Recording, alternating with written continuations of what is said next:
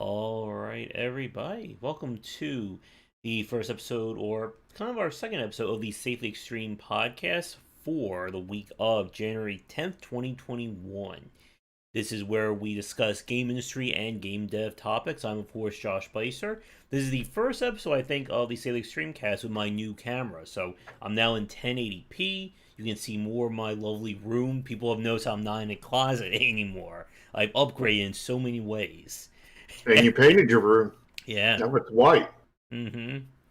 And joining me is game designer from Nexus Games, Sharky. How are you doing? Oh, I really wish I could say I was doing good, but I'm really not. But still making progress, and actually, we're doing really good progress-wise in a lot of ways, kind of thing. But, life has certainly caught me down this week, and, just got to deal with it, kind of thing, and go forward as best we can. Yep, it's been a very interesting week here. Nothing bad happened on January 6th. No, nothing. Especially not in my life. It wasn't just, national stuff. There was personal stuff that also did not happen on January 6th. Mm-hmm. There was nothing that happened on that day. Now, it's been very peaceful. I'm sure it'll be peaceful next week, too. Mm-hmm.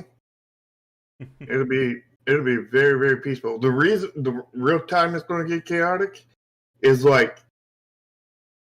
after 2021. Mm-hmm. In 2022, things are going to be absolutely chaotic then, because nothing will be, everything will be chaotic, because there will be no, there will be all kinds of problems. Yeah. Then. Oh, yeah. Although, to be honest, I suspect that that's probably still going to be a rough year too, but it's going to be a lot less rough than 2020 and 2021, because I'm suspecting that 2021 is going to be rougher than 2020, just slightly, and that 2022 is probably going to be like a Cadillac ride compared to both years, but still a pretty rough year. But Cadillac ride compared to this one and the last one. Mm-hmm. So basically, our prediction of 2021 being, New Game Plus of 2020 came true, it looks like. So I guess 2022 will be what? Nightmare mode, Ultra Nightmare? No. I think it's going to be the actual real next year, according to people. But it'll still be it'll be the normal crap. 20. I suspect 2022 is going to be somewhere along the level of crap of I don't know, 2016, 2015, somewhere around in there. Maybe worse. But, somewhere around that kind of crap level, instead of the crap level of, 2020 and the 2021. Yeah, to a board fan's point, oh boy, yeah, like in 2012, I remember people were playing, this is the end. And nothing happened. So we'll see what happens this year. We'll see what song will, mark the apocalypse, right? Yeah. I mean, it's, I don't think we're close to the world ending. I don't think we're exactly, super far away, but I don't think it'll be in our lifetimes. Now, if you're watching this from the future and you weren't born before the date this video was made, maybe the end of the world might be in your lifetime. But I don't think it'll be in anybody alive right now lifetime. All right, but let's see. Anything happening game industry wise this week in terms of news? Because again, with everything that's been happening, it's been very quiet for video games. Yeah, it has. And I suspect, stuff will drum up in this coming week. Because, if you think about it, most game devs, the professional ones, are probably on vacation until either last Monday or this Monday, kind of thing. And you got to give it time for the pot to get stirred and whatnot. So probably around next podcast, we'll probably have a bunch of different things pop up in the news about game dev, about this person did this and this person did this, this company did this, that company did that, and predictions. I mean, I mean, we honestly need like a wheel kind of thing, a spinning wheel, with excessive crunch, all these known things, and all the known triple A's that cause them, kind of thing. You just spin the wheel and see, spin one wheel for the company, or spin one wheel for the effect, kind of thing, and be like, we predict this week is going to be this and this. And I bet you there would be an ironic number of actual correct ones. Well, and at least some good news. GDQ was this week. They held it online, and I've been trying to catch on some of these shows. Do you watch anything of GDQ? No. All right.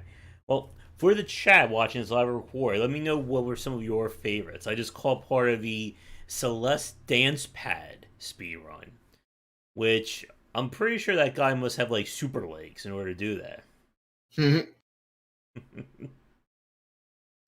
Let's see. Someone attempted Left 4 Dead single player, which I think I could actually do that speedrun. Playing a 4-player game by yourself on the easiest difficulty. You should play a 4-player game by yourself on the hardest difficulty.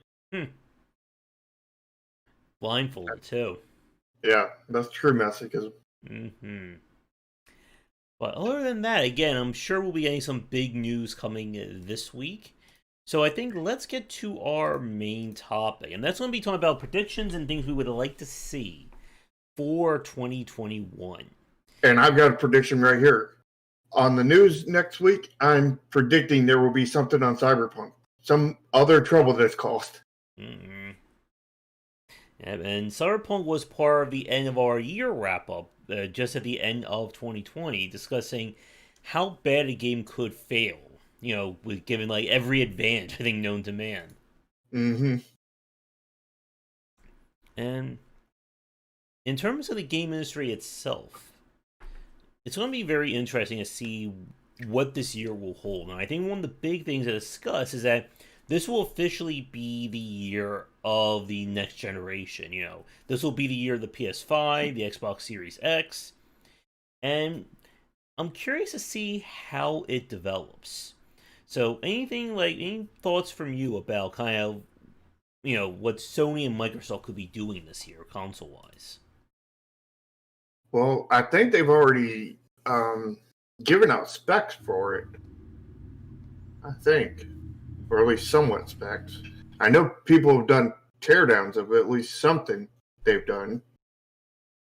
And figured out a lot of information, so don't know if there's anything I can really add to that, other than Sony's going to go for more exclusives because they've been, on that anti-consumer model kind of thing.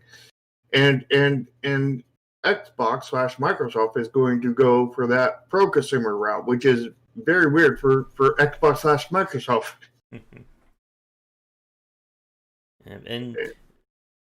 And to board fans' point about Apple versus Fortnite, yeah, and that's another interesting point about what will be happening there with the Google Play Store. And I do wonder about what is going on with Fortnite itself. Like, where else can that game go besides just more, sponsored content? Yeah, I don't know. But, I don't expect we'll be hearing anything from the Apple versus Fortnite for several months. Probably, I think the next court date, was in April, somewhere in there. So we probably won't be hearing much more about that unless somebody wants to take to Twitter kind of thing, or that kind of thing. I don't suspect we'll be hearing anything else about that until, April-ish kind of thing. but we definitely will be hearing about that from that this year. It's not much of a prediction, but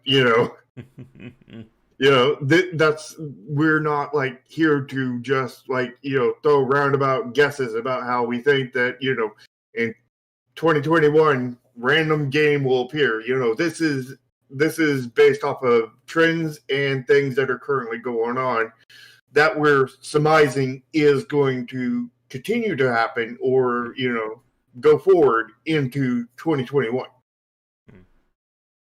I think the big thing, at least console-wise, is regarding Nintendo. There are announcements, of course, that we're hopefully going to get a Breath of the Wild 2 this year, which I'm excited about.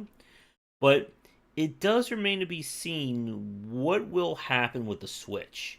Namely, will we get a quote-unquote Switch 2? Will Nintendo go in some other completely different direction? Hi, Mike. Or do you think they'll just keep with the Switch as it is right now? Well, there's been rumors forever for a Switch 2, and that I'm pretty sure a lot of that is fan driven, not actual rumors kind of thing. So there's, as far as I know, I have heard nothing from Nintendo side, which means if I had to guess, I'd say that a Switch 2 is both likely and unlikely at the same time. It's likely because it makes sense going forward that they would do a second version of the Switch because combining the handheld market and the console market for them is game changing kind of thing. But at the same time, the unlikeliness of it is the fact that Nintendo hasn't said anything about it. And Nintendo is known for doing off-the-wall stupid shit. So, the fact that they haven't said anything really kind of, leans into that fact that they're probably doing something crazy off-the-wall stupid kind of thing. And, so they may be making, something they call the niche kind of thing, just switch with the M in front of it. And what it is it's a smartphone, not a console, or a handheld, but it's a smartphone, and it has all of the Switch games on it, but they're but the horsepower of it's just barely above the Switch kind of thing, but it's smaller kind of thing, fits in your pocket easily. And it has all kinds of weird gadgets that in no way will fit in your pocket kind of thing. And they just, don't even have a console site. That sounds like something stupid and out the wall what Nintendo would do. And maybe I just predicted the future. Maybe not. But, it very well could be what happens. Yeah, Switch is middle-aged. Trying to think where my thoughts. I don't know if Switch is middle-aged, does it? Didn't it come out around the same time as the... didn't it come out like a year or two after the PS5 and the Xbox? You mean PS4? Yeah, PS4. Let's see. I thought it was about a year or two after. Of course, Nintendo does not. 2017 it came out. When did the PS4 come out? I think earlier than that. Let's see. Yeah, 2013 was the PS4. Yeah. Long time ago. Not that Nintendo follows, the generations of everybody else either. So. To Nikita's question, what are the current trends in the indie part? Are some particular genres doing better commercially? That's an interesting one. Well, platformers have always been flooded for the longest time. Yeah, but I don't think they're as big as they were like 3-4 years ago. I think just because so many of them have come out. And they're still continuing to come out. Yeah. roguelikes or rogue adjacent games, I think have been gaining a lot more momentum. Slay the Yeah, Spire, Monster Train, Banners of Ruin, card etc. games. Yep. Deck builders. Whether it's a single player card game like a Slay the Spire or Monster Train, kind of thing, or if it's a multiplayer one, Mm-hmm. kind of thing. They're all like accelerating kind of thing. Yeah. I think. And of course, cyberpunk as a genre is Mhm. accelerating too. Yeah. I do think Battle Royale has been on decline. What would you think about that? Yeah, yeah. Battle Royale has definitely been on a decline.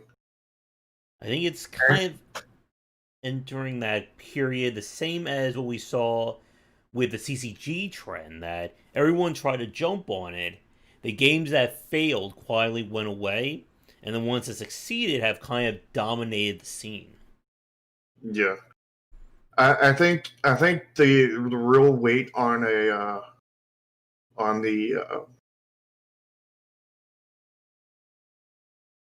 brain farting. What were we talking about?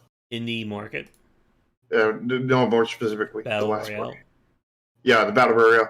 I think the reason why the what's waiting on battle royale is innovation, because right now there's not really any innovation in it. It's just throw a bunch of players into a uninnovative first-person shooter, and there's a battle royale.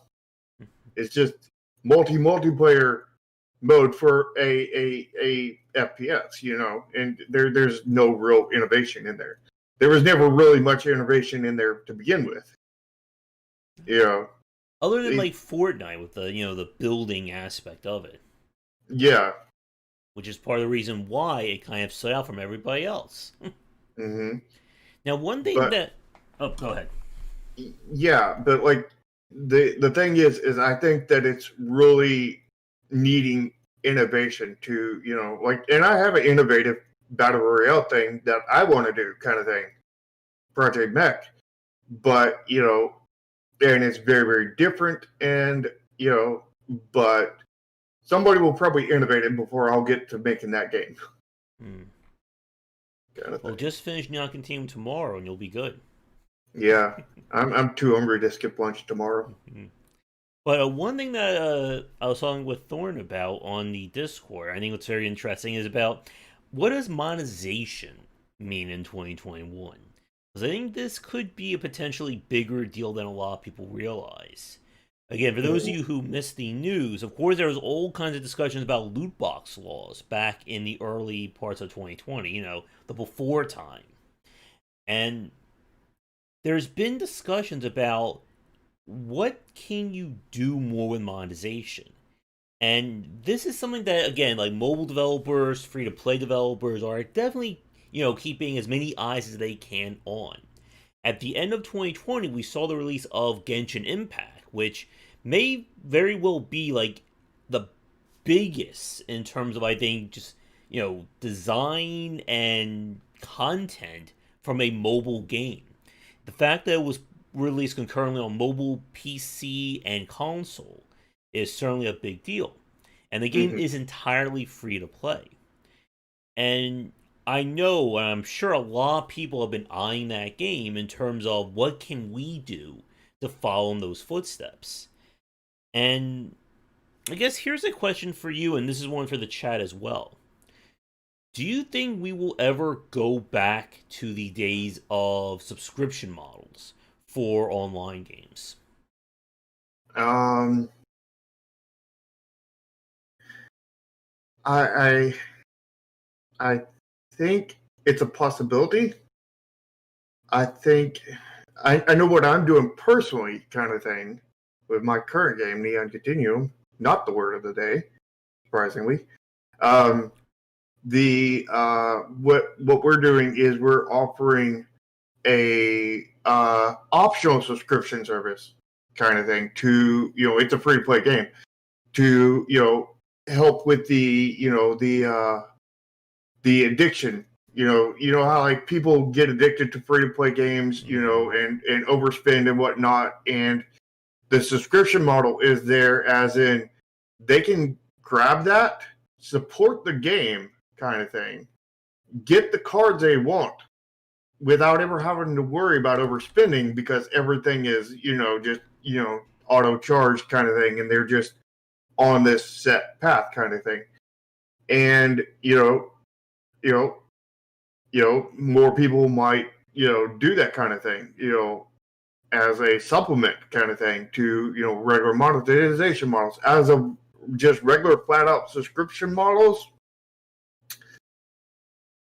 I don't know. It's hard to say. Just it's a very, very old model, very kind of out of date kind of thing. Mm-hmm.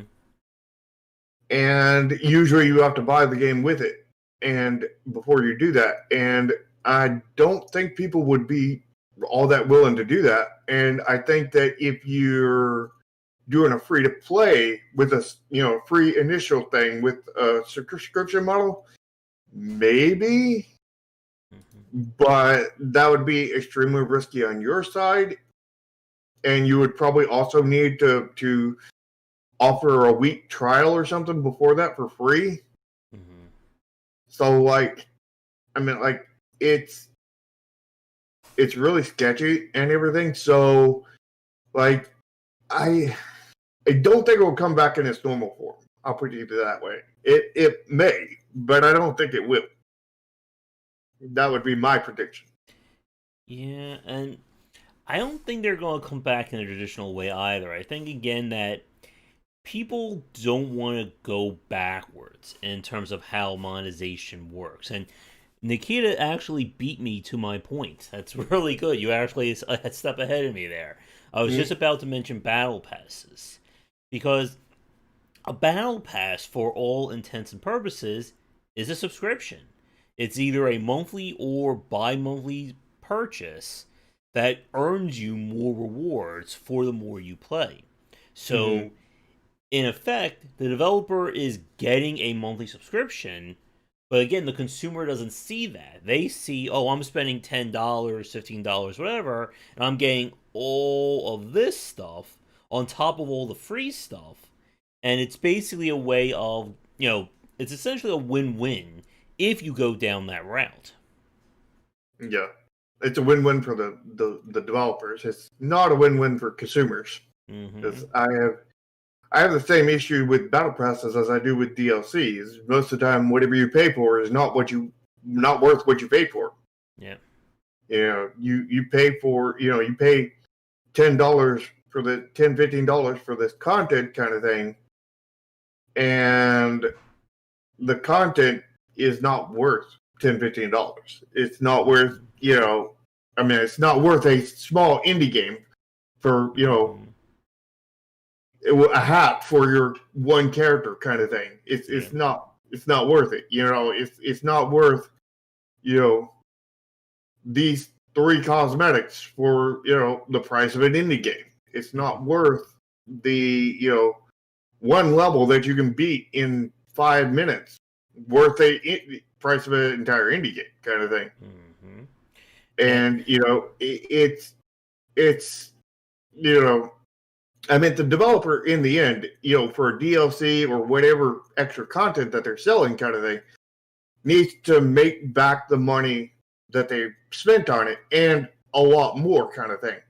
But that's not a reason to, commission a hat from one of your 3D artists that takes them, a half a day to make kind of thing. Just one of your 300 artists, mind you, that are working for your EAs or whatever kind of thing, and then charging $5, $10, $15 for that one single hat kind of thing. But that hat cost you probably about, I don't know, what, $50, $60 to make kind of thing. And, you sell, you sold 10 billion copies of your game kind of thing. So you're going to sell probably 200,000-300,000 copies of this, hat kind of thing, which, that times $5 equals, worlds more, too much more than the cost to make it kind of thing. And it's not worth it. Now if it was 99 cents and everything, it would still make worlds more because that would be $200,000 compared to maybe 60, which would still make you a breakneck amount of profit kind of thing, but it would be more reasonable on the consumer side. Just charging $5 for that is just insane. Mm-hmm. And that's what you see a lot of in DLCs and and battle passes kind of thing, and that's really sad. Mm-hmm. And I think we are going to see more developers experiment or try to do more in terms of monetization, be it from a free to play or from a retail or purchase based game. I guess when it comes to like the mobile free to play side, let me see. Yeah, and I think to a board fan's point, yeah, I don't think microtransactions will ever go away outside of actual, a government law going into effect. Yeah, and I hope they don't go away, because the thing is microtransactions are not the issues. Mm-hmm. Predatory actions is the issue. I mean, you can do predatory actions without microtransactions. Just look at all the special editions on your $60 games right now. I mean, those are very, very predatory. Mm-hmm. They have nothing to do with microtransactions. Look at some of these subscription models out there that are like if you look at some of these smaller developers, they're doing these Patreons kind of thing, and they're charging $5 minimum to obscene numbers dollars a month kind of thing, and all that gets them access to is the next alpha of a game that they barely even work on kind of thing. And in 3 months, it's like, yeah, that's on the small tier, that's $15. That's an indie game. That's a full indie game right there. And you're paying, across a year, you're going to pay $60, like AAA price, for 12 very minimalistic alphas on this, and you're doing the testing for them, which arguably I would say that you should be doing that for you should be testing for charging them to test their game kind of thing, essentially. Or at least getting a key for free or something like that. Like I know I gave my testers a free key to the game, because out of payment, because it was the least I could do, and they're charging for it. They're charging obscene over AAA prices kind of thing for it. And it's ridiculous, kind of thing. And so it's not about the microtransactions. It's not about, whatever model it is. It's about the predatory actions. And, of course, if, most lawmakers, especially U.S. lawmakers, if they go into it, they're going to, scorched earth, and we've already seen this, and they're going to get rid of all of it. And it will not fix the predatory actions in the least. It will kill the games that aren't doing predatory actions, and it'll make everybody harder to do it. So, the only way that would go well is if you had somebody in the lawmaking body that actually knew what the hell they were talking about video games, which may happen in about 10, 20 years from now. Maybe. But unlikely, because more than likely they wouldn't be in Congress or any kind of politician, because they would be doing other stuff kind of thing. And that's the problem kind of thing. And so the ideal method would have somebody like the ESA, actually strike some real rules kind of thing to protect the game industry from itself. But apparently the ESA is trying to protect it in the wrong way. Trying to protect it as in sheltering the bad stuff rather than cleaning up the bad stuff, so that that stupid laws don't come into effect, because they're more they seem more intact of short-term profits versus long-term viability kind of thing, which is screwing all over the indies.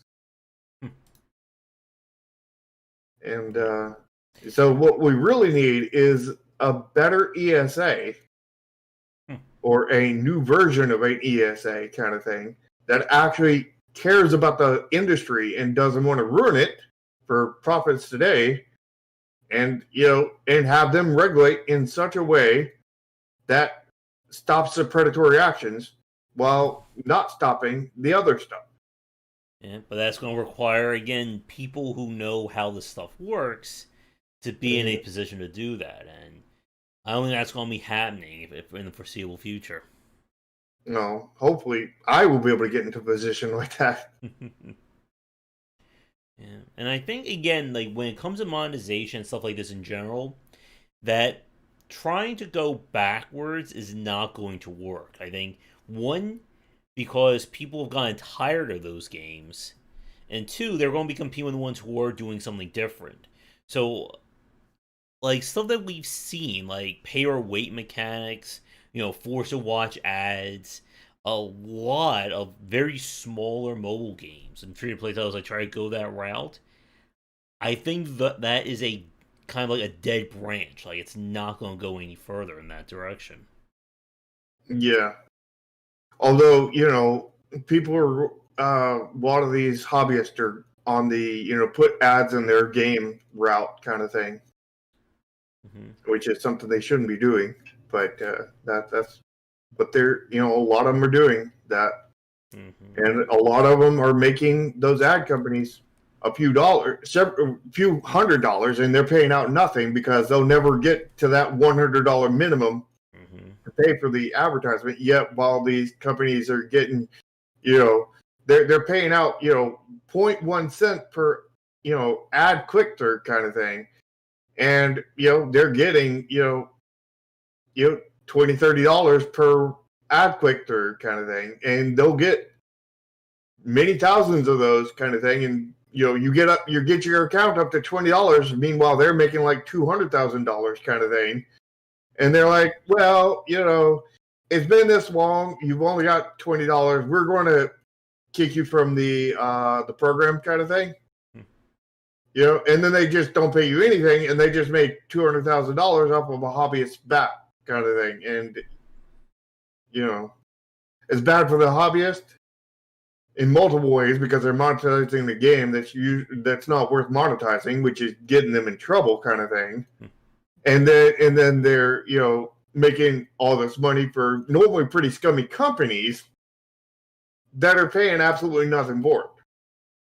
They're paying fictional money because you will never make that $100 minimum unless you're actually a legit game. But if you're an actual legit game, you're probably not running that kind of thing. Yeah. And again, it's going to be, I think, very tricky for developers to kind of handle this going forward. As you said a few minutes ago, the challenge is that you want to develop content you can sell, but you don't want to spend so much time on that it's basically killing your profit to make that stuff.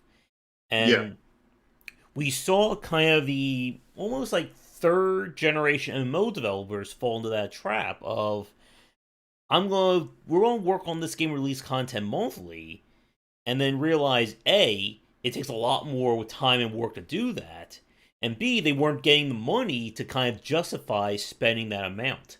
And a lot of developers, I think, fall into that trap, even like those who go on early access or thinking about releasing their game and then getting paid after the fact, that I can work on this game for 6-10 years, I'll be perfectly fine. And it doesn't work like that. Like, most games to succeed need to have a few years of content already prepared for 1.0, because people are going to run through that stuff probably in like a month or two. Which is, what I'm worried about on my current game, because I have people telling me that, why don't you just cut the number of cards in the game? And it's like, there's only 150 in there, right now. And they're talking about cutting like 30 or 40 out of there. It's like, 110 cards yeah, do you know how much I'm going to have to penny pinch to keep somebody who plays like all the time from getting all the copies of all the cards, for free and never needing to monetize at all, and having no way to actually make money on the game? No. It needs, like ideally we need 200 250 cards kind of thing in the first set kind of thing. Yeah. My budget can't float it though. And I think that's another major trend. One I think we keep saying every year, but I think it begs repeating that the amount of content and quality that consumers expect keeps going up and up. And you really can, we've said this many times as discussions on this show, and even with my critical thoughts, you can't expect something that did well, 2019, 2018, or even 2020 to work again in 2021. And we can, repeat that for 2022 and 300 and so days from now. And one of the things, like, we were playing this game the other night, that Rogue Shift game, and it's being developed for a Kickstarter. Developers trying to do a lot of stuff with it. And, excuse me. And the problem is that there really is, like, the barest of bare bones there in terms of aesthetics and gameplay loop that I can't imagine without a complete rework anybody playing that game or even being interested in the Kickstarter of that game. Yeah, I mean, people think Kickstarter's easy, but it's not. Well, I take that back. It might be easy if you're developing a physical game, but if you're developing a video game, which is what we do here, kind of thing, or we talk about it anyway.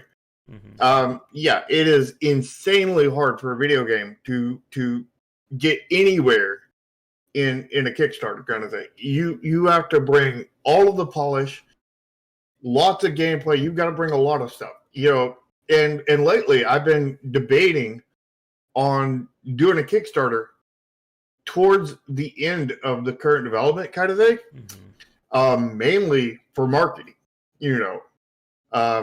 It wouldn't be directly marketing kind of thing. It would be more marketing synergy. You know what I'm saying? Yeah. But it would be, basically, essentially pre-orders before the thing comes out kind of thing, and bringing up, getting buzz and marketing hype and whatnot to drive the marketing, because like Kickstarter, starting a Kickstarter alone is going to do basically nothing for marketing. Doing advertisements on YouTube kind of thing will do something for marketing, but doing advertisements on Twitter may or may not do something for marketing. But when you combine all of them and let them feed into each other kind of thing, it creates this, I guess, synergy, multiplication effect, where one feeds into the other, that feeds into the other, that then feeds into the other, and it's like this endless loop of, rolling a snowball, and it keeps on getting larger and larger every time you roll it, and you just keep on rolling it all throughout the three kind of thing, because you have this circle rather than a straight line. Because if you just have like a YouTube, YouTube ads kind of thing, that is going just straight from the YouTube to your Steam page, and it's dead ending there. But when you have all of them connecting kind of thing, then they're all feeding into each other. People that see the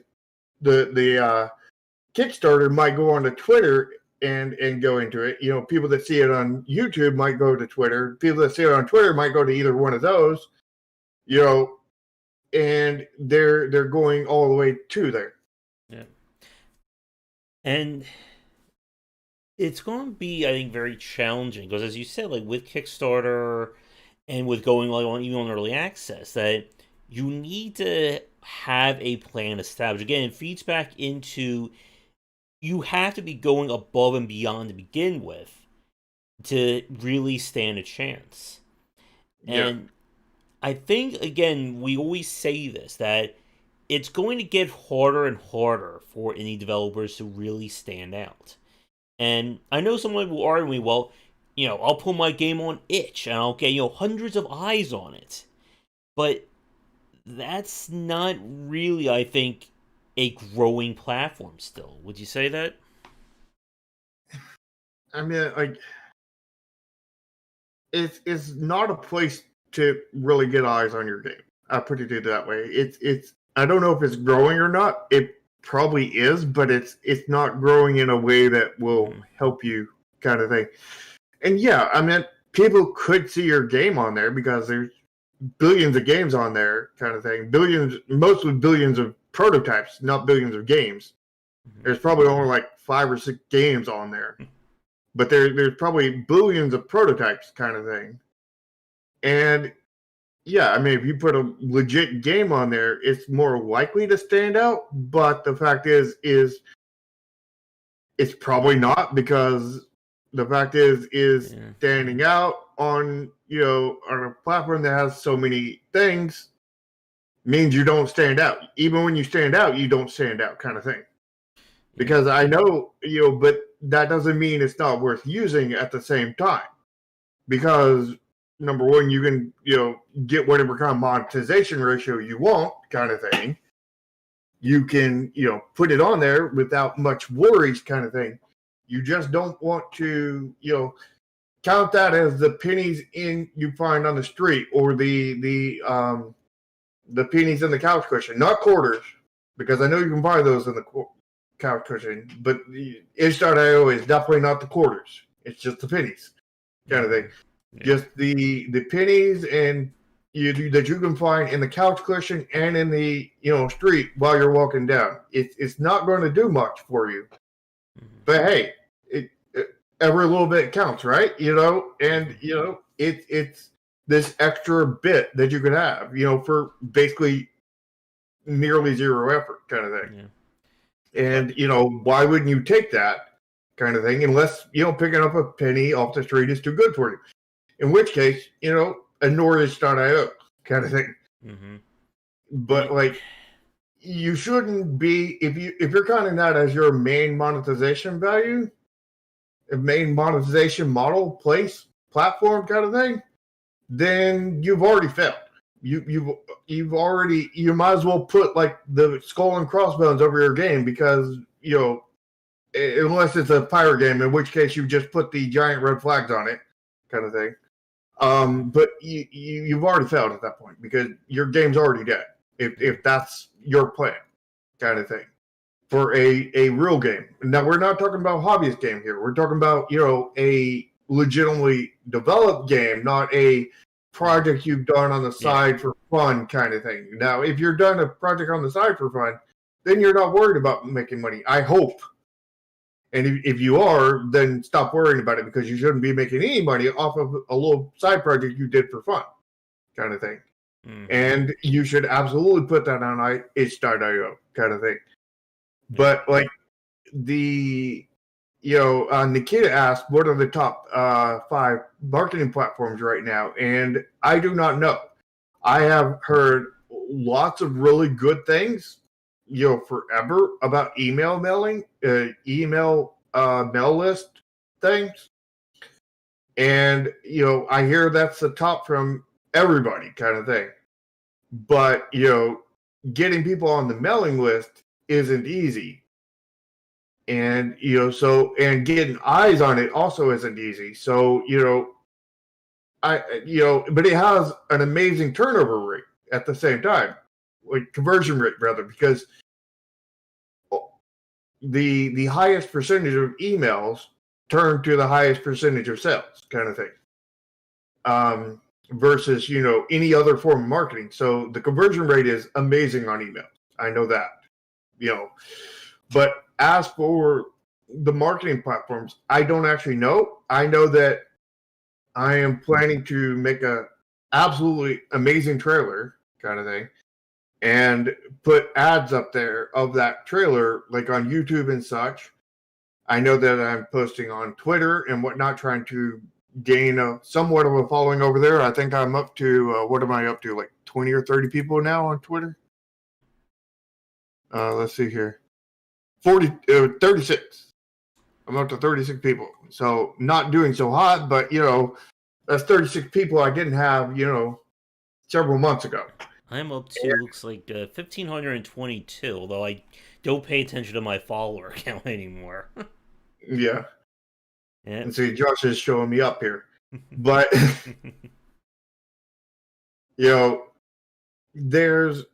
I don't think there's any right answer necessarily to what platforms you use for marketing.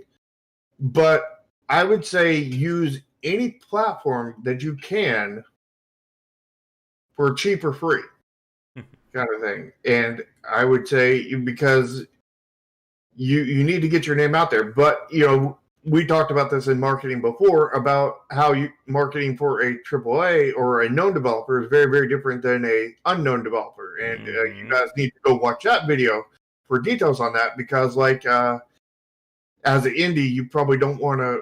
There's two different kinds of marketing. There's the I forget, basically soft and hard marketing kind of thing. And for an indie, you want to save your hard marketing until the last several weeks, but you do want to soft market before that point.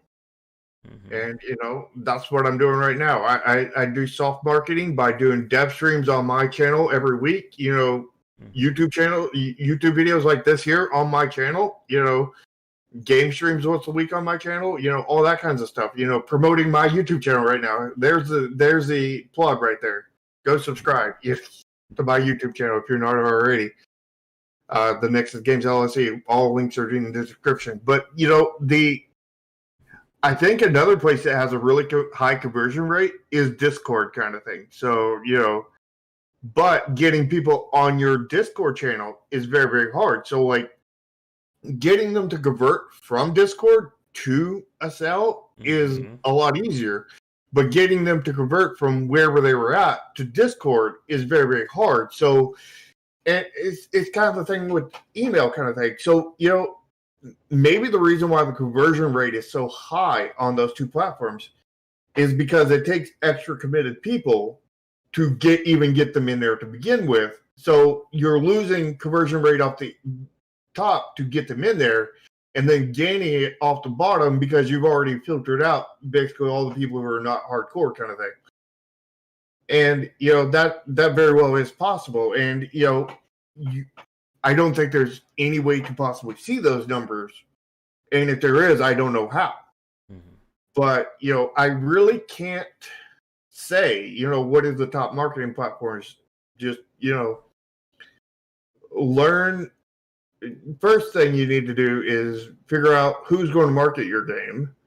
And, I would generally suggest if you do not know what you're doing with marketing to have somebody else market it, pay somebody professional, and I wouldn't just go with any professional.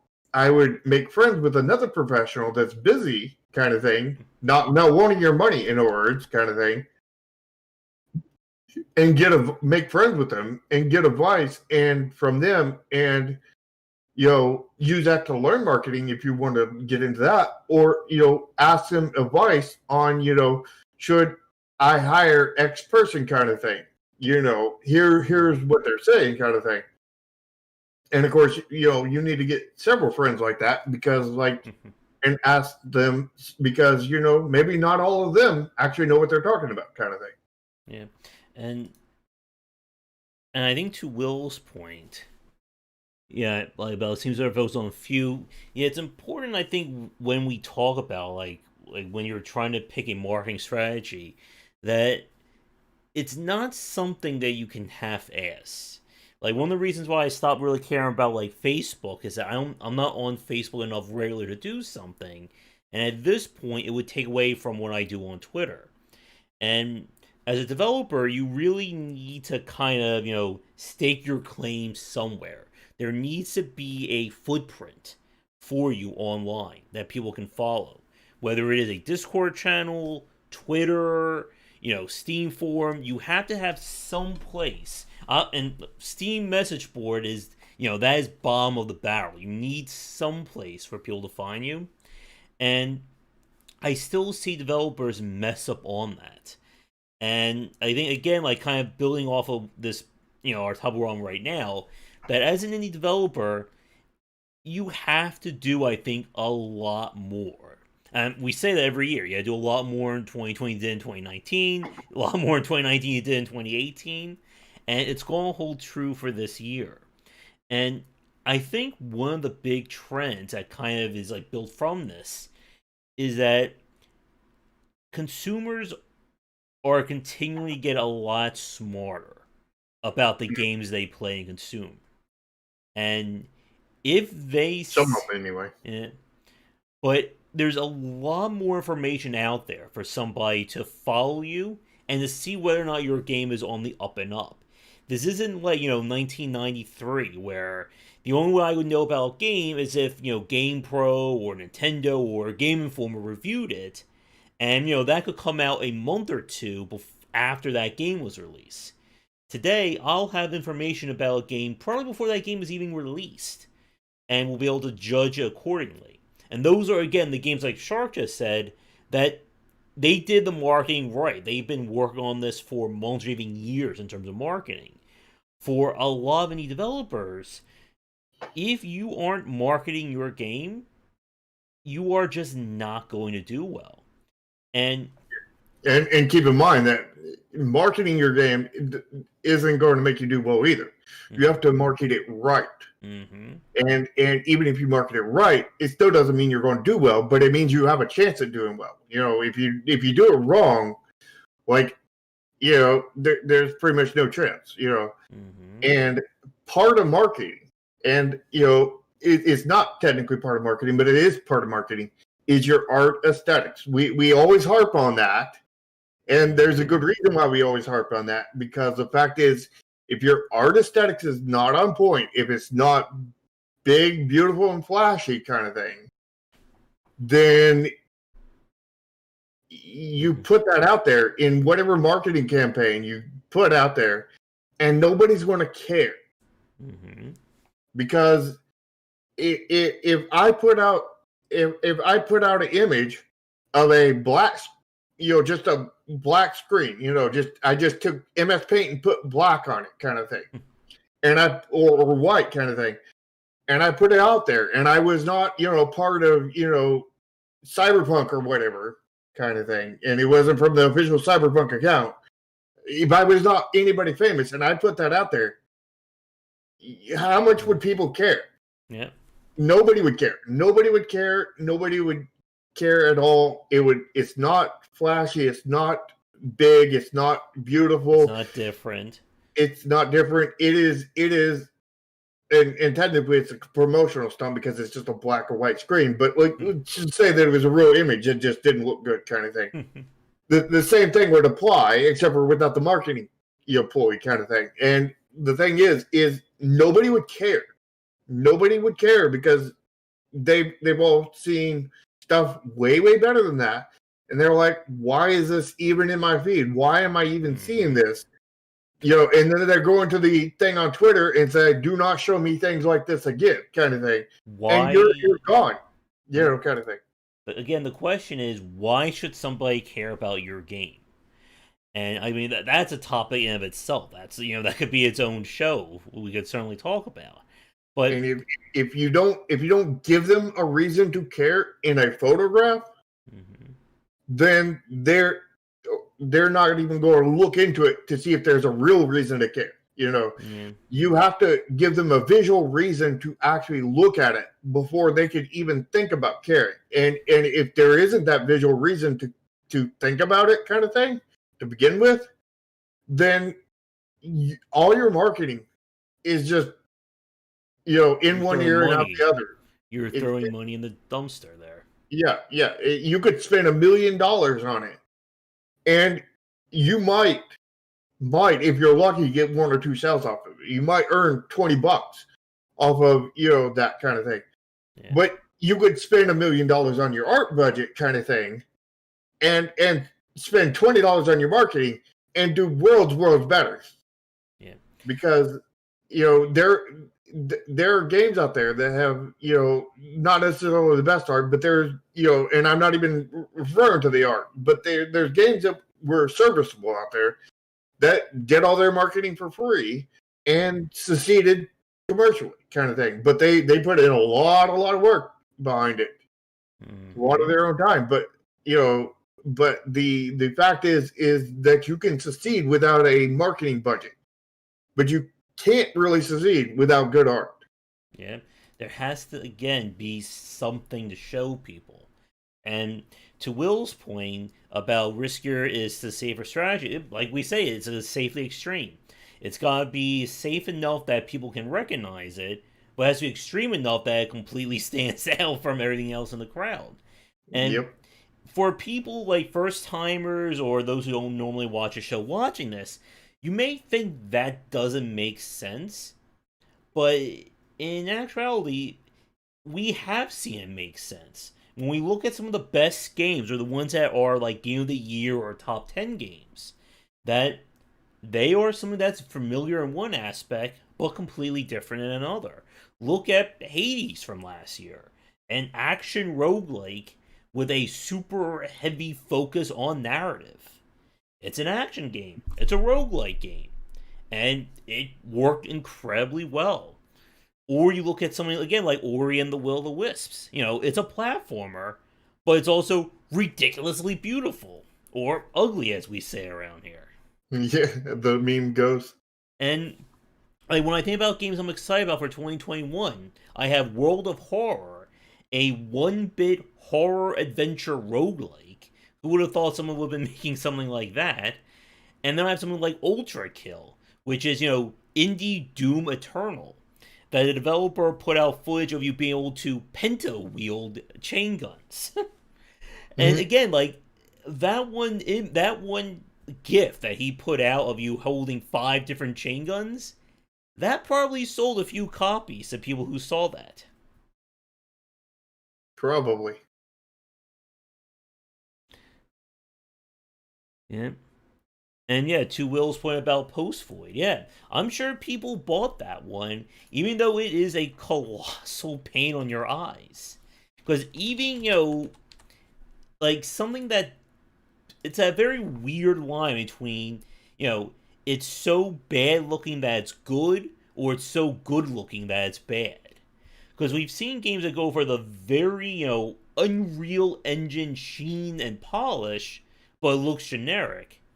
Or you look at something like Post Void, Ultra Kill Dusk, Gloomhaven, where, yes, it looks like a, 1994 PC game or a PS1, like first generation, but it stands out in that way because it does look like that. And yet, I just looked it up. Post Void has over 2,000 reviews, almost 3,000 reviews on Steam. That is actually incredible to me that people bought that much. Yeah. But as time goes on, as 2021 comes here, and getting those aesthetics is going to basically level up.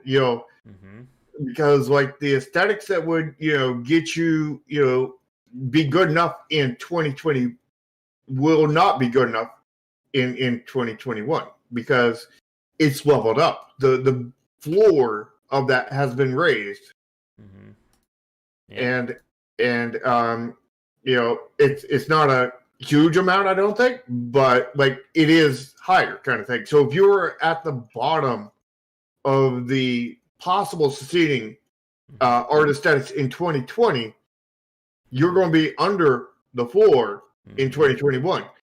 Now, then keep in mind that the bottom of the floor in 2020 was still pretty good looking games. Let's be honest. Those were not bad. Those were definitely good looking games, but they were not amazing kind of thing. They were good looking, but not amazing. And, that's where our floor was at in 2020. And the floor for 2021 is going to be that much higher than 2021. I don't know how much better, but it's going to be higher. It's going to be, the floor is moving up. The floor moves up every year. Yep. And like we've said, like the days where you could have like a minimum success, with a game that has, programmer art, looks very low quality, it's $1 on Steam. That's not going to work these days because people want quality and they don't care what your game is priced at. If you want your amazing game to be priced at 20, like as we said on the Inquiry show, that kind of the new baseline price for indie games these days is probably going to be $15 minimum, and ideally $20 to $25. 20 is the new standard going forward, kind of thing. Mm-hmm. Where 15 was the last several years, kind of thing. And Nikita asked about what can unique looking do for pixel art. Well, what was that one game we played, Josh, with the really like pink aesthetic with the 3D? Whereas a rogue, and you went through and you fought the enemies, kind of thing, in like an RPG combat kind of thing. It was. Then I got murdered by the second world's first enemy. Space Renegades? Star Renegades? Yeah, Star Renegades, I think was the name of it. I mean, that was pixel art, and it was absolutely beautiful. Yeah. And you can look at pretty much any game from Lazy Bear, and they have really beautiful pixel art. Yeah. And again, it's important to stress that even though there are people who will say pixel art is lazy or it's horrible looking, there is a huge line between bad and amazing pixel art, as we just said with those examples. Yeah. And also, if you look at my current game that I'm working on, all the UI in it is pixel art, and most people don't even recognize it as pixel art, and they're like, "Wow!" I post a screenshot on it, and people are generally like, their first reaction to it is "Wow," and that's what you want. That's what you need. If you post a screenshot and you get several people just going "Wow" or "That's amazing" kind of thing, that means you're on track. Yeah. With your visuals. If you post it and nobody replies to it, or they reply that you need to fix something kind of thing, you are definitely not on track with your pixel art kind of thing. Like if you saw, for instance, like in last year there was that game River City Girls. That was pixel art and it looked very fantastic. Mm-hmm. And then I look at something like Treachery and Beatdown City, which was, supposed to emulate NES level graphics, and it looked horrible even for a NES game. It looked like LJN levels of quality. And here's a pro tip. If people are comparing your game to LJN, that is a very big red flag. Mm-hmm. Whereas, when we look at developers like Locomelito, Joy Mashers, Elden Pixels, who did Alwa's Awakening and Alwa's Legacy, they really pushed those aesthetics and the art. And I said this in a piece that I wrote, that there's a difference between having art as simply, just assets on screen, and exploring what you can do with that art. Again, something like Darkest Dungeon. Darkest Dungeon is not, the best looking game, but they nailed that aesthetic and did everything they could to make those production values pop. Mm-hmm. And Will brought up a good point about Blasphemous is another good example of a Oh yes, beautiful looking pixel game. And you remember that 4 game you were playing the other day with all the endings and whatnot? Yeah, House. Imagine if that game had Blasphemous graphics. Oh God, that would cause nightmares. That would give some. That would, I think, put a few people, going to bed, very depressed. Some of the nightmares they're gonna have. I think that would be good in that game. Mm-hmm. But again, back to the point that you cannot, again, rely on. I don't know how I want to put this. You can't rely on the bottom of the barrel anymore if you want to succeed in this industry. And the developers who are making it or growing are pushing forward. And to Will's point from earlier about those who are doing riskier things, I think that's a major point. Like, for instance, Fights in Tight Spaces is a game that I'm really looking forward to. And it's a deck-building, roguelike, turn-based fighting tactical game. And when you can, again, the dream is you want a unique game with a unique aesthetic. And somewhere there has to be uniqueness. Because as an indie developer, you can't just say, I'm going to make the next Cyberpunk game. I can compete with CD Projekt Red. Or I can make Diablo 5, on $100,000, right? Yeah, I said that last week. Mm-hmm. That I would Yeah. to be directly on the even playing field with them. Because that would be easy. Yeah. And it is tough because we've seen games that do things really well, but it's not focused on, I guess, the quote unquote consumer friendly or stream friendly side of things. And I think Will made a point about this. Let me see. Oh, yeah, about Post Void. That it had essentially he said, like a dev laser strike.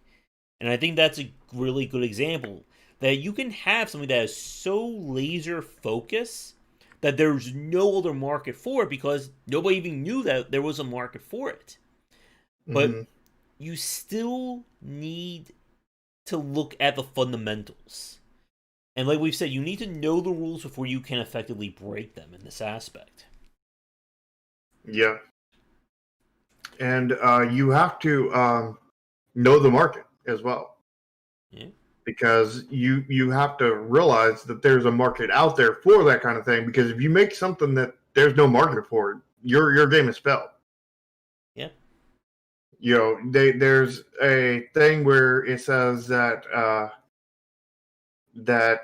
basically when you I lost it. Go ahead, Josh.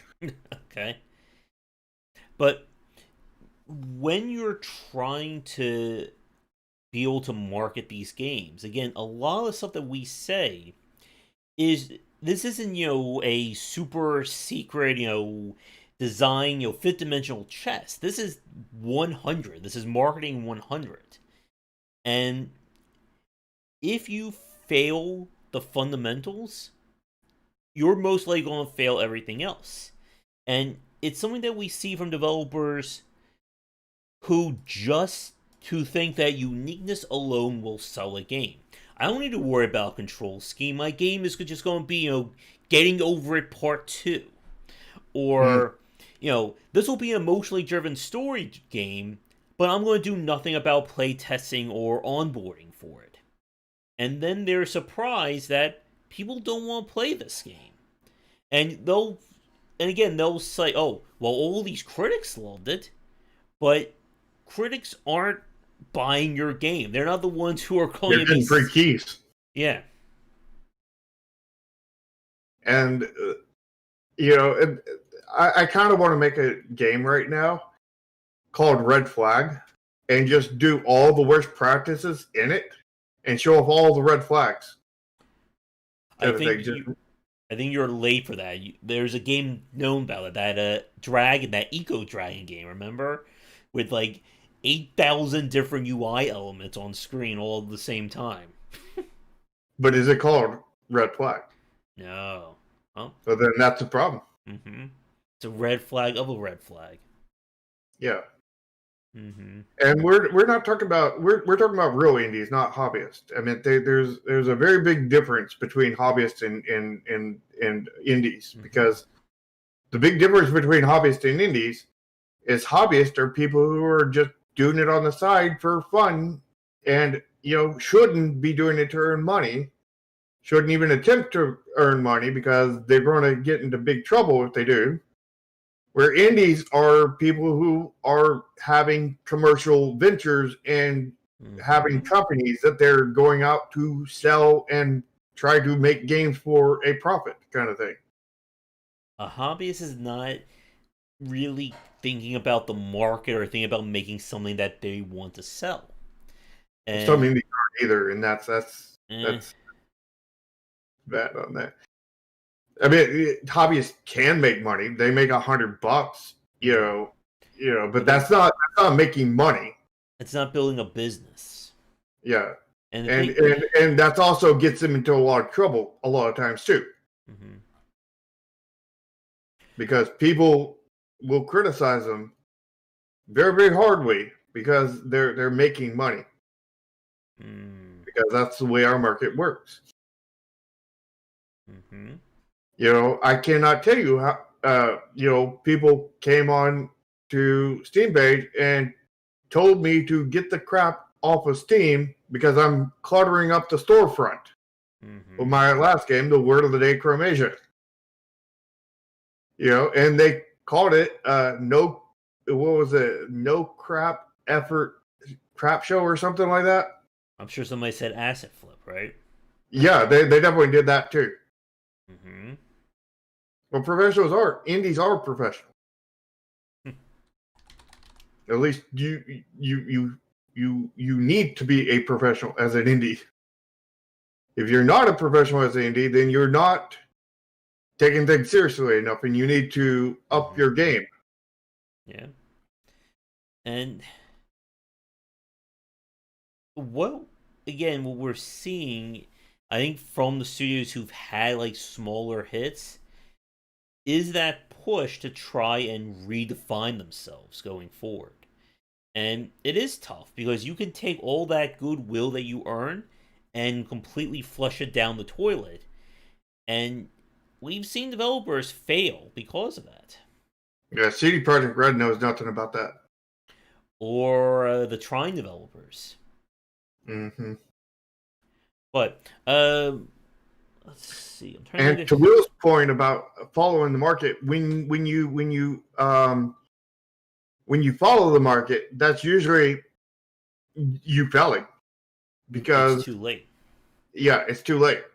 It's like somebody's, you know, like if you see somebody running, you know, down the road and they're running a 500K kind of thing, and you're like, oh, I'll start running the 500K and catch up to them kind of thing. Well, you have to start at the beginning, and they're already halfway done, if not all near the finish line, and you know you're going to come in last place, you know, or last tied with everybody else who decided to start at that point to go after them, and by that point you're done, kind of thing. Like the whole trend, you know, there's going to be everybody seeing Cyberpunk 2077 released now, and everybody's going to jump on that bandwagon and start running that race kind of thing. I've already, you know, I'm doing something Cyberpunk based myself, and I've been on that racetrack for 2 years now. And I really wanted to get off that racetrack about, you know, a year ago when I learned about Cyberpunk, but we were too far in, kind of thing. And it was like, you know, catastrophe if we get out. Now it's a race to get to the end before it's too late. And, you know, Cyberpunk 2077 releasing doesn't make it too late. What's going to make it too late is a flood of low quality Cyberpunk games where, you know, that saturate the market to where people go, oh God, not another Cyberpunk game. Oh God, not another zombie game. Oh God, not another, you know, space game. I pass. But you haven't even seen the game. I pass. I already know all that I need to know. It's a zombie space or Cyberpunk game. Next, we need a Cyberpunk zombie space game. We need one of those because that will just really, you know, hit all the marks of saturated market kind of thing. And you know, there, you know, it's when the market becomes flooded, when it becomes oversaturated, when it becomes too late, kind of thing. And it's a race to get out before that point. And again, I think one of the major trends of this year is going to really be seeing Cyberpunk that it's really going to be seeing who's going to be able to adapt to how the market is changing. Because like I said, when I spoke with Rami Ishmael about it, that if he did the same things that made Nuclear Throne a success, you know, so many years ago in 2020, he would have been failing out of the industry. And we're still seeing developers who are making that mistake of, let me just copy what's popular. Let me just try and recreate Mario. Or let me just make a Diablo game, and that will do. Let me spend 5 years trying to recreate Mario. and then my Let game me will be a just success. Yeah, let me just do what Minecraft did back in, before Steam existed. That will succeed today. Mm-hmm. Why Let aren't me people do buying my game? what Stardew Valley did. What 6 years ago, 5 years ago? No, I don't think it was that long. 4 years ago, maybe. And that'll succeed, right? No, it won't. If everything, whoever made uh, if whoever made those games were to do the same thing Mm-hmm. today as they did several years ago, they would probably fail horribly. I know Minecraft would fail horribly if it released the same way it did then Mm-hmm. today. Nobody would even know what Minecraft is if that was the case, because it would be non-existent, because like nobody would, if you released a brand new Minecraft today, you would have people all over Steam being like, what the heck is this crap? Get it off of the storefront. This is garbage. Mm-hmm. And a lot of people use that as their justification to not spend money or time on their aesthetics. Yeah. Some people use they use Minecraft for that example, and then they use the Stardew Valley as the example of this one guy did the whole entire game, except for all the marketing that he had a publisher for. And the fact is that he was an extremely talented artist, extremely talented programmer, extremely all this stuff. And, are you all that stuff? No? Yeah. Then you can't do the same thing. Mm-hmm. If you are, and keep in mind that same thing isn't enough for the current market, but you can't even meet that same thing, that same minimum level of quality as a solo, if you do not have the exact same or better talents in every single area. Yep. And again, you're going to have to do a lot more. But to kind of move things back to our 2021 predictions, because we kind of gone an India rant here. One thing that I wanted to talk about, I think this will be, I think my final topic, other than what games we're excited about. But another thing that I'm curious about in 2021 is going to be coming from the AAA side, and who's in trouble or who's going to possibly not make it through this year. And of course, 2020 we saw Bioware, Bethesda, CD Projekt Red. There's a fourth one, right? Do we call it CD Projekt Red Flag now? Sure. We said Blizzard, Bethesda. Wasn't there another one? No. Probably there is. I'm just forgetting it. Oh, even something like Crystal Dynamics after the failure of Marvel's The Avengers. But my question, I guess, for you guys and for you as well, Shark. Any AAA developers you're kind of nervous about their prospects in 2021? I mean, all of them that didn't sell well. Mm. All of them that created a lot of controversy around them. Mm-hmm. Which is really bad for Microsoft, seeing how they just bought Bethesda and whatnot. Oh, yeah. I bet they're really happy about that decision right now. Yeah. I think, again, like the two biggies for me would be Blizzard and Bioware. Bioware has been a company that, again, and longtime fans know, I've never been a huge fan of theirs. And I think a lot of their success has just been on, the storytelling and the bare minimum of gameplay. And what we saw with Anthem, again, is what happens when BioWare tries to flex their gameplay muscles, and it utterly falls flat on their faces. Mm-hmm. Yeah, I don't think they're alone for this world. I also don't think Blizzard is long for this world, because we've seen this trend over the last many years of how Activision is taking over Blizzard bit by bit and consuming little bits of them at a time, and just consolidating them 100% into Activision. And I suspect at one point it won't be Activision Blizzard; it'll just be Activision kind of thing. Blizzard. Yeah, and I don't think that time is too far down the road. kind of thing. Mm-hmm. And of course, you really can't tell the two companies apart now because they're both so anti-consumer. So I mean, like I love Diablo 2. One of my best games of all times, kind of thing. Mm-hmm.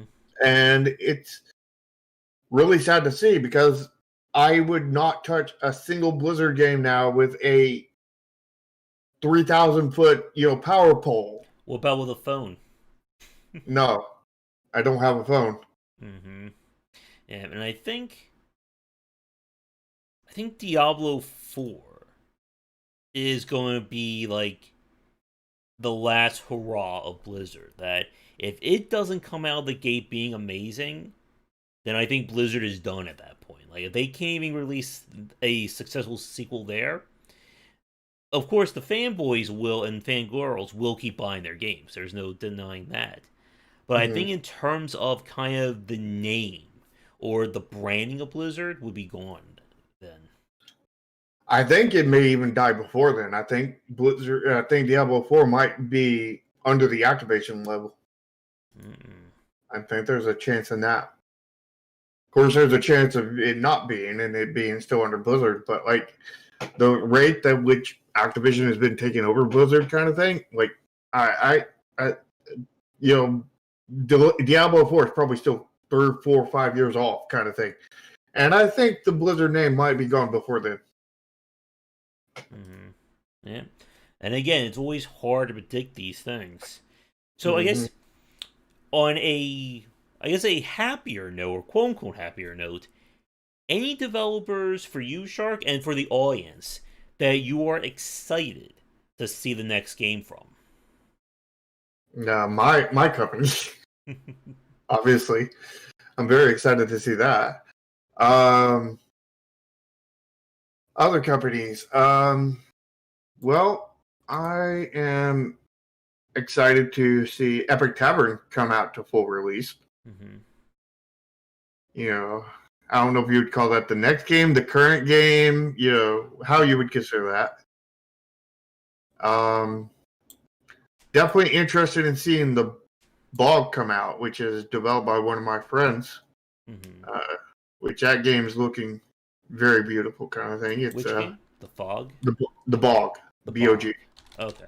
Yeah, it's a very small Discord, like the size of mine, kind of thing. Actually, I think it's bigger than mine, but not by much.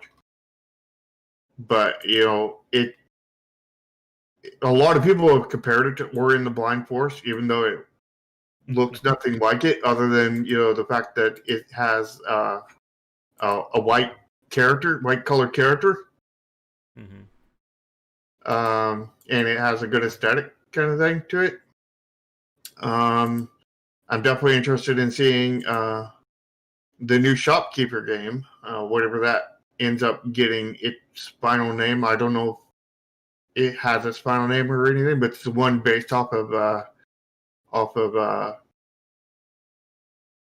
Resetter, and Okay. that person is in your Discord, by the way. That's where I found out about it.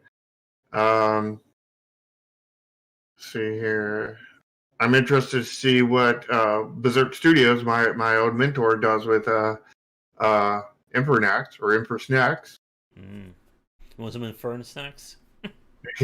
Yeah. Let's see. I think for me, I'm excited to finally try or really get into Grifflins when it comes out. Yeah, there's that too.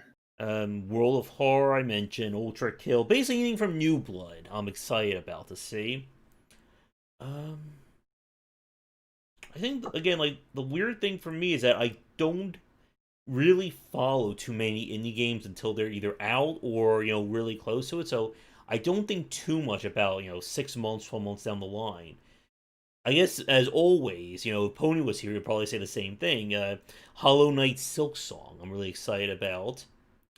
And to I'm sorry, to WRF's comment about if CD Projekt Red will redeem themselves. Again, I think their fan base doesn't care. I think it's still going to be successful no matter if or when they fix it.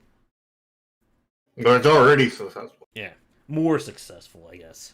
Yeah, and their fan base has already dropped most of the controversy and whatnot. Mm-hmm. Back for Blood, I'm excited about. I know people are talking about Elden Ring, the new game from Software. I'm interested in that, but again, until I see gameplay, it doesn't exist in my mind. And fingers crossed that we see some XCOM 3 related announcement this year. Maybe Firaxis will pull the same thing and they'll announce it and like a week later it will come out. So basically, even though you only play indie games, you're only excited about the AAAs and really, really big indies. Only the ones that you know by name, kind of thing. Mm-hmm. So I mean that's a little marketing thing right there. For anybody paying attention there.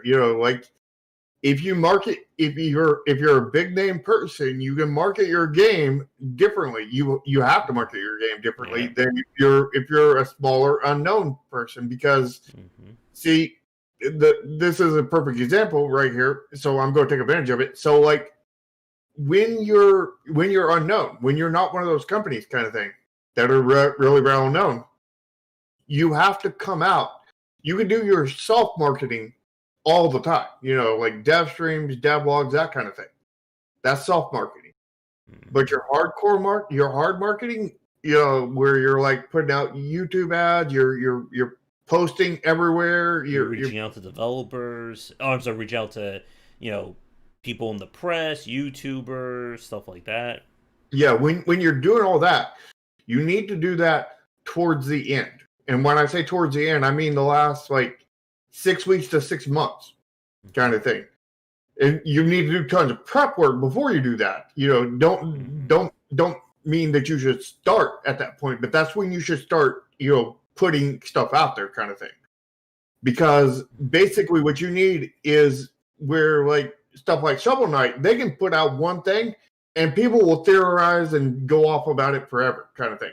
Or Five Nights. Yeah. You put out, as an unknown, you do that kind of thing, nobody's going to care. No. Nobody's going to care. That's the reason why, basically what happens with, known developers is they can put out a little stuff and hype will build itself kind of thing. And it'll keep on going and it'll keep on building. And then by the time they get to the end, they release and you got epic tons of hype. The game sells tremendously well. You're done kind of thing. You make up all your money back in like the first day from CD Projekt Red. Where when you're unknown, your hype is going to die down almost instantaneous as soon as it builds up. So you need to have a continuous stream of just hype, never letting that hype fall and always just building onto it. And you cannot do that for very long. That's the reason why it needs to be the last 6 weeks to the last 6 months kind of period when you start that first hype and you keep that hype going until the release date, and then you try to keep it going after that release date. And if that hype dies, then your marketing is basically just dead. Like there's so many games that Josh talks about that will be like, yeah, I heard about this game, I was really excited about it, and then I haven't heard anything from them in the year, even though they posted stuff in the last year. They posted probably plenty of stuff in the last year. He didn't hear about it because it was a hype building, big stuff kind of thing, and it wasn't all in a row, so people weren't continuously talking about it. So you have to get people continuously talking about it. And the only way to do that is basically a hype train. You have to build your own hype train. You got to link those cars. There's only like a foot between those cars on a hype train that you build. Now, when consumers build that, then there's like, because you're a well-known developer, then the more itself. You're putting out a train car every 6 months kind of thing. And they're just putting in they're shoving in all these train cars that are like 1 foot wide, kind of thing, in there like every 5 minutes kind of thing, and it's a very, very different thing. That's the reason why as an unknown indie, you have to market very, very differently than when you're known. Yep. All right, but I think that's the last topic for me for this week's show. I guess, do you have any topics left in terms of 2021 forecasting? Um, well, I suspect that throughout 2021, Cyberpunk is going to grow in the storefronts. You're going to hear a lot of stuff around Cyberpunk games, not just Cyberpunk 2077, but a lot of Cyberpunk games. And, hopefully my game is one of them. And, hopefully my game releases before the point is too late. I also suspect, as I said, that the floor of the graphics is going to climb. It's going to get higher. I'm suspecting that marketing is going to be just as confusing as it is now for indie developers, and it's going to be just as hard to learn and get into it. I'm predicting that that CD Projekt Red is going to keep its fan base. They're going to burn out a few people, and they're going to burn out a lot of people who were not specifically part of their fan base, and they're going to be fine for the most part, just like the way Blizzard does. And that is probably not a good thing, but that's the thing, and I suspect that will continue to happen. I suspect lawmakers will continue to put out in the U.S. will continue to pull out, burnt ground, law policies to completely wreck all of game development. I suspect that the new law that the new accessibility law that was put in effect by the FCC, several years ago, but just fully took place, last year, kind of thing. I'm suspecting that will be on there for it's either going to make absolutely no difference because people are going to continue doing the same thing they're doing, and the FCC isn't going to make an example out of somebody, or people actually learn about it, figure out that they have to do stuff, and we see an increase on that, or the FCC makes an example out of somebody, you see somebody absolutely crushed to an utter degree, and people are going to then start to get their ducks in a line, kind of thing, and we're going to see more accessible games, kind of thing.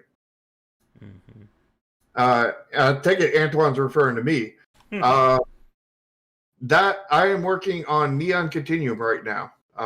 Links to all the stuff is down in the description. No store page yet. Just Discords, YouTube channels, Twitters, that kind of thing. And it's a card game originally based off of Triple Triad, which is a mini game in Final Fantasy VIII. And it has a lot of aspects of Magic the Gathering put into it.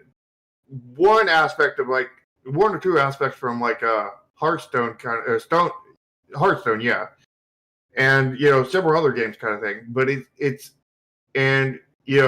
all that, and then it's got a brand new consumer friendly model that I'm working on to monetize it. It'll be a free to play, but I really hate abusive free to play games, and I was really hesitant about making it free to play at first because of that. I hope they're not referring to me as a guest speaker. I'm the guest of my own channel. What game are you working on, Josh? YouTuber, the game, which is masochism mode. Masochism, the game.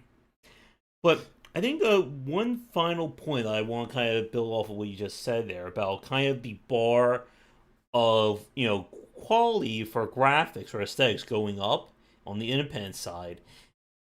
I think at the top of the ladder, like the super fancy, the best looking graphics, I think we're finally hitting I guess kind of a max point for that. I don't see high end, maybe in rare exception, getting much higher than what we've kind of achieved this generation, unless there's some new fancy technology for graphics cards coming. I know everyone's getting really excited about the whole ray tracing thing that the RTX cards are doing. Yeah, ray tracing is becoming an industry standard now. And of course, there was a big controversy about that not too long ago about where NVIDIA basically snuffed one of the card reviewers because he did not, quote unquote, fall in line by saying that ray tracing is the best thing under the world, kind of thing, and really selling that kind of thing. And yeah, a lot of YouTuber reviewers of hardware really banded together there and really went after NVIDIA hard on that one. And yeah, I think that's still technically up in the air, although it's been mostly calmed down, kind of thing. And yeah, but ray tracing, I mean, AMD has their own ray tracing now, and the consoles are using AMD chips and whatnot, so they're getting ray tracing, and once consoles get it, you can expect it to be a norm on PC going forward, kind of thing, because it's going to be a norm on consoles going forward, and if PC isn't as good or better, then guess what? PC people are going to be very unhappy. And I'm sure NVIDIA is not wanting to drop it at this point because they're doing everything they can to push it forward. And AMD is not, of course, going to want to get walked all over by NVIDIA by not having ray tracing, and they already have it.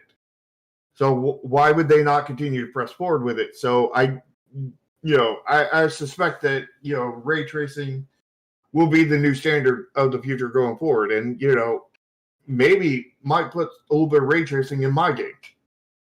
Because in theory, it'll be cheap to do because the game is very low load, kind of thing.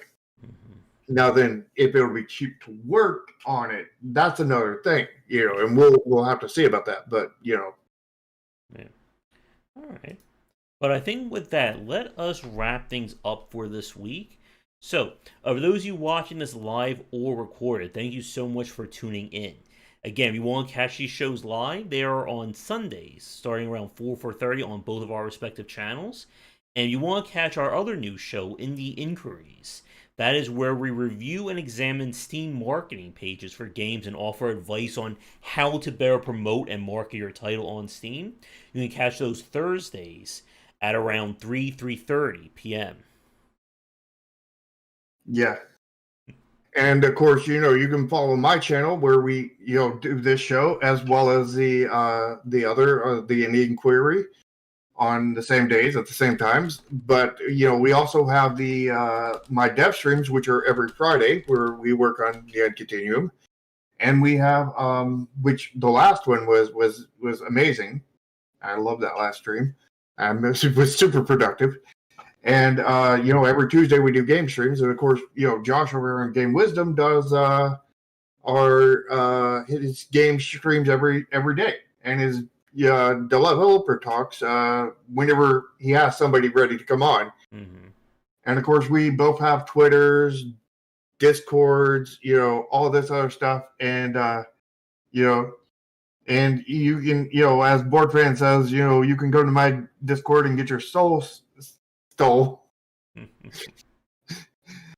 And of course, if you want to see the live streams live, click the bell on both of ours, YouTube channels, and also join the Discords, because we post notifications and our announcements, both Josh and I, in our separate Discords. And did I miss anything? When do you do your live streams again? I do it Sundays for the Safely Stream podcast, Tuesdays for the game streams, Thursdays for the Indie Inquiry, and Fridays for our dev streams. And the first Saturday of every month on our Discord, we have a dev chat. Where if we have a playable version, which supposedly we will next one, well, supposedly we would have this one, but that didn't happen, as usual. But I don't see, at this point, any reason why we won't have one next month. It'll be a huge shock if we do. But hopefully, we'll have some semi-public testing there in that dev chat. And it's called dev chat because it's where the developers chat with you. It's not a private, developer only, because I probably need to come up with a new name for that. Because a lot of people seem to think that it's a private developer only thing that, you have any, speaking of that, which you have any ideas on that? Anybody have any ideas? In terms of naming, I'm the wrong guy to ask about that. Well, if anybody has any suggestions on a new, better name of where the developers connect to the consumers and tell updates about the game and possibly play it semi-publicly on the Discord, let me know in the comments, chat, wherever, on Discord, wherever. If you have any ideas, pitch them. Also, thanks, Antoine. All right. Other than that, I think that will do it. Oh, and as a quick thank you, we officially hit 7,000 subscribers on the Game Wisdom channel this week. So thank you, everybody who has been enjoying the content, and for the new and returning fans. Other than that, congratulations. Thank you. 3,000 more to go before we hit 10K. Yep. That's, I think, the same thing for me, too, Board Fan, asking me for naming help. I will be back tonight for my regular game streams, and we're going to be doing more horror, as I officially have 3 months to write my book on the genre. So that should be very fun. We'll be checking out Alone in the Dark 1, and maybe throw in some more Silent Hill 4 for good measure. So, with all that said, everyone have a great rest of your Sunday. Come back for regular discussions on game design and game dev here, and on Game Wisdom, where some of the art and science of games. Until next time, take care.